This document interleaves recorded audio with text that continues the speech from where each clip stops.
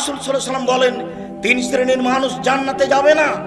সালাসাতুন লা তাদখুলুল জান্নাতা আবাদা, তিন শ্রেণীর মানুষ কখনো তারা জান্নাতে যাবে না।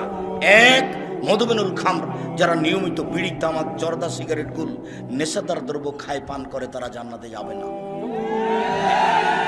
এমন ভাবে আজ থেকে আপনি বিড়ি সিগারেট ছেড়ে দিবেন, দোকানদার যেন একেবারে যা কিনেছিল সেটা যেন মালিককে ফেরত দিয়ে সব ফেলে দেয়, আগুন দিয়ে জ্বালিয়ে দেয়।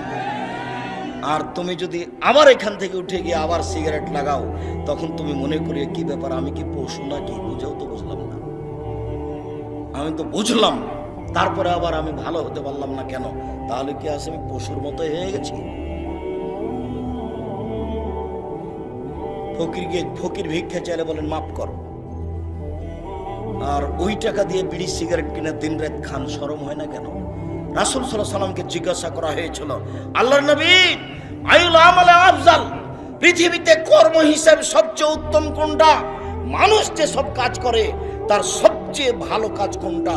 তখন আল্লাহ রাসূল উত্তরে বললেন, তুতে মুত্তাম